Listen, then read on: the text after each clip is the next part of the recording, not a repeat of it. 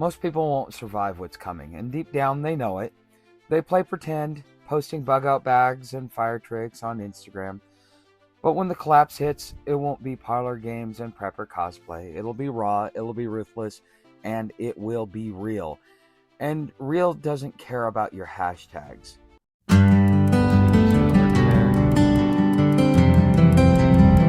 at this.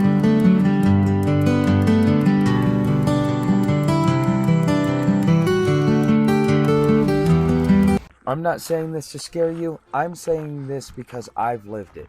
I know exactly what separates survivors from statistics.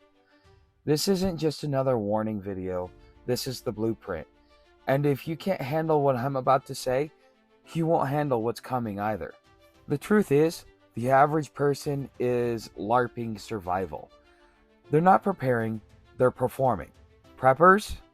Most of them are just as lost as the normies. They buy gear they've never field tested.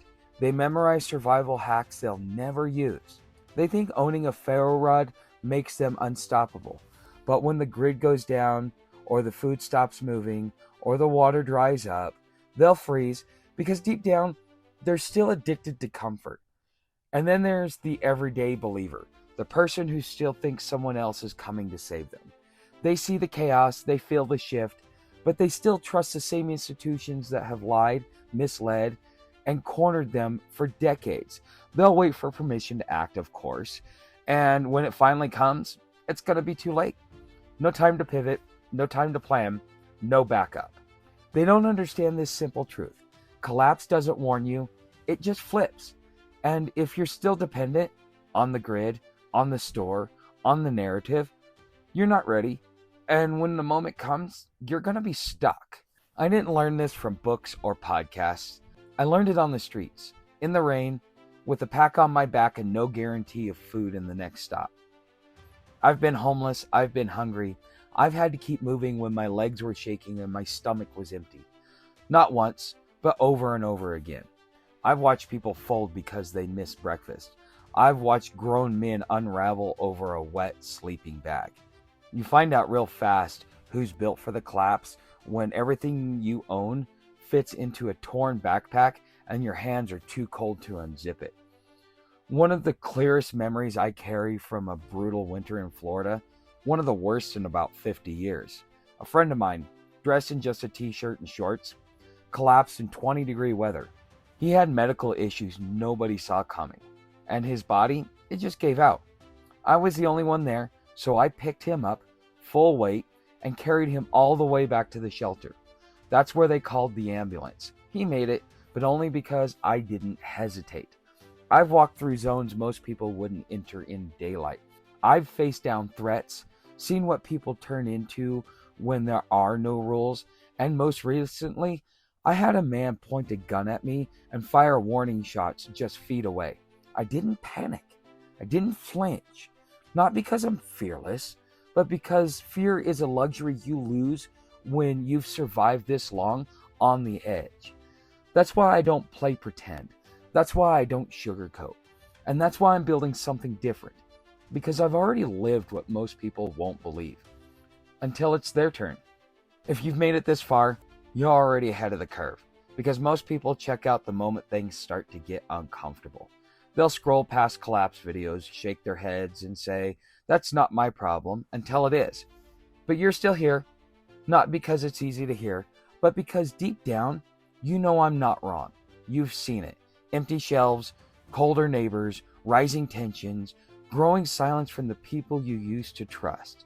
It's not theory anymore, it's happening. And if you're paying attention, you know this isn't a phase, it's a shift. And here's the thing. I'm not running a doomsday cult. I'm not going to sell you fear.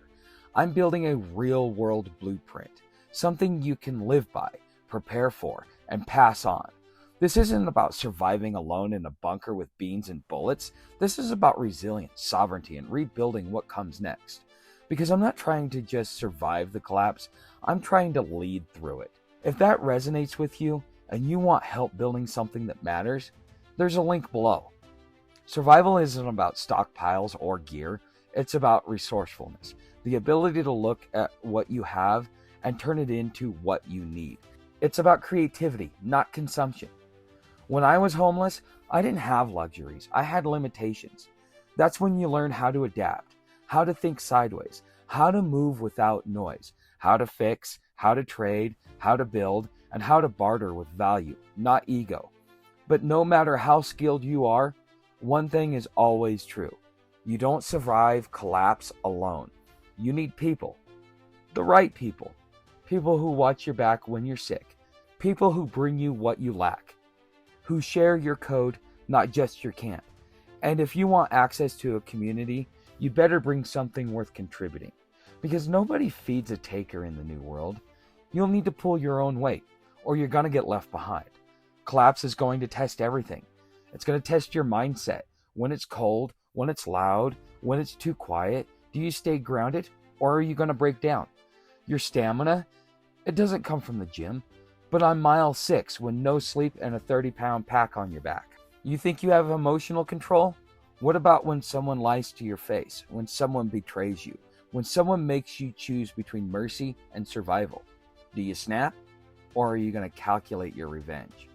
Your ability to read people, not just to talk to them, but to read them, know who's playing a role, know who's cracked behind the smile, know who would trade you for a gallon of clean water if things got bad enough. Your ability to sit with yourself is extremely important. Most people don't even know who they are without noise, screens, or title, and yet they think they'll lead when things fall apart. So let me say this clear. Most people think they're better than what they are. And the sad truth is, that illusion is strongest in the ones who hate themselves the most. They'll swear they're kind, they'll swear they're loyal, they'll swear they're ready, but when the silence comes, when the tension rises, and there's no audience left to impress, the real truth is going to come out. And for most people, it's not going to be pretty. So I don't have all the answers, but I've lived through enough collapse to know what doesn't work. And I'm building something that does. Not a fantasy, not a game, no LARPing, a real world blueprint for real people in real time to deal with the situations at hand. So if you're serious, if you feel that fire in your gut when the world starts to tilt, then this mission might be for you. I'm not looking for spectators.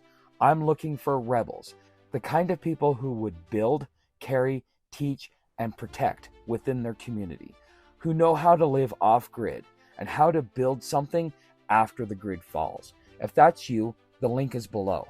Join the mission, support the work, help me build the blueprint while there's still time. Thanks for being here, Rebels, and I will see you tomorrow.